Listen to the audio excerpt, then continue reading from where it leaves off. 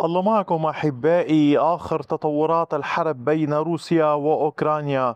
هناك تصريحات سياسية عادية يمكن أن تمر في يوم واحد ثم تختفي، لكن عندما يأتي الكلام من شخص كان حتى وقت قريب داخل الدائرة التي تدير الحرب نفسها، فالأمر يستحق التوقف عنده. وزير الدفاع الأوكراني السابق قدم تقييما شديد القسوة للوضع الحالي.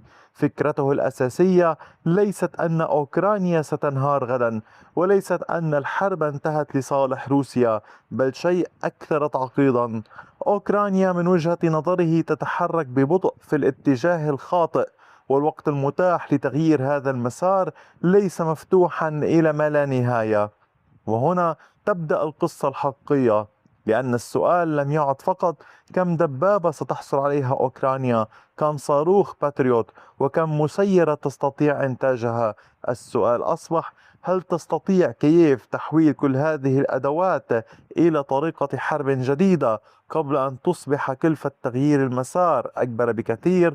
دعونا نرى ماذا قال فعلا، وما الذي تؤكده الوقائع، وما الذي يبقى مجرد تقييم منه.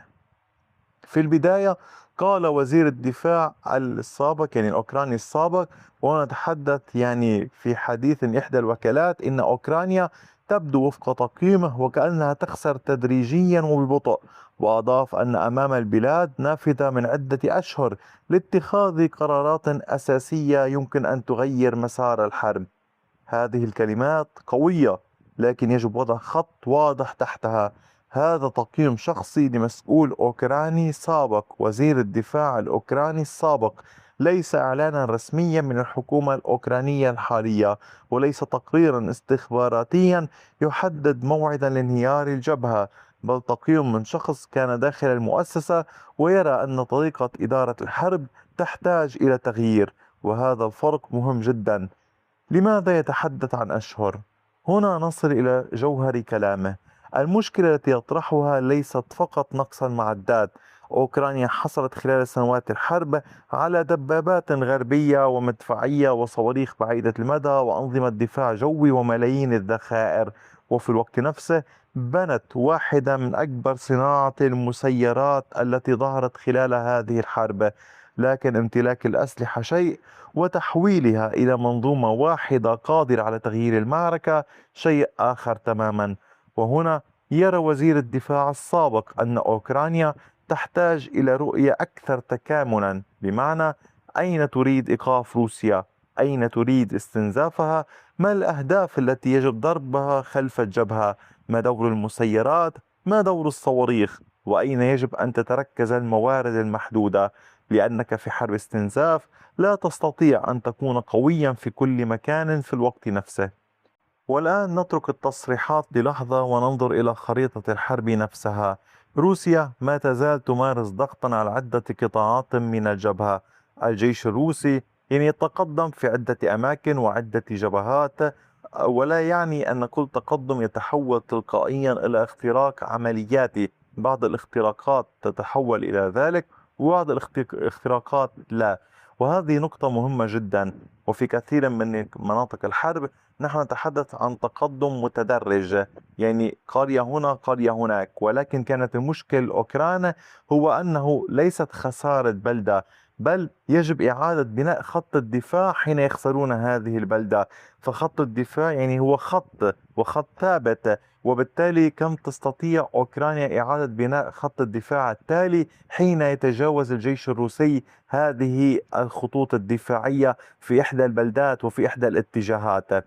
وطبعا فيما يتعلق بالعمليات، إن كانت أوكرانيا تواجه مشكلة وقت وموارد، فأيضا هناك مشكلة المسيرات. فالتقدم الروسي على الأرض، فوقه في السماء يوجد تجمع كبير للمسيرات، وبالتالي التحركات أيضا طوال الوقت معظمها يمكن رصده. وأي قوة هجومية تتحرك ليس من السهل أن تتحرك في ظل هذه المسيرات، وهذا ما جعل الأمور معقدة. وفيما يتعلق بباتريوت، فعندما نتحدث عن مشكلة أوكرانيا أول إجابة تخطر على البال هي: أرسلوا مزيدا من باتريوت كما يقول الأوكران. لكن الأمر أعقد باتريوت مهم جدا لاعتراض بعض الضربات عالية القيمة خصوصا الصواريخ البالستية، لكن لا يمكن بناء استراتيجية حرب كاملة على صاروخ اعتراض واحد، لأن روسيا تستخدم خليطا من المسيرات والصواريخ المجنحة والصواريخ البالستية والضربات الجوية.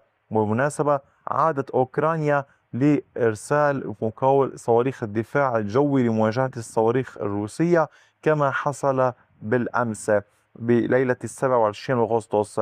إضافة إلى ذلك كان وزير الدفاع الأوكراني السابق كلامه مثير للاهتمام، أشار إلى أن أوكرانيا تمتلك أو تطور تقنيات يرى أنها تستطيع التأثير في مسار الحرب، من بينها المسيرات ذاتية التشغيل بدرجات متزايدة، صواريخ اعتراض منخفضة التكلفة، والبرنامج الأوكراني للصواريخ البالستية. لكن انتبهوا إلى نقطة مهمة: امتلاك التكنولوجيا لا يعني أنها أصبحت قادرة بالفعل على تغيير الحرب. يجب إنتاجها بكميات كبيرة، تدريب القوات عليها، ودمجها مع يمكن قول الاستطلاع واستخدامها بصورة مستمرة. وهنا يوجد هذا الفرق الهائل. وبالتالي أحبائي الحرب أصبحت معركة إنتاج. يكون قول في بداية الحرب كان السؤال من لديه سلاح أفضل، اليوم أصبح السؤال من يستطيع إنتاج السلاح المناسب بأعداد أكبر ولفترة أطول. روسيا توسع إنتاج المسيرات والذخائر والصواريخ، وأوكرانيا بدورها تحاول توسيع صناعة المسيرات والصواريخ والاعتراضات، ويمكن قول العمليات مستمرة.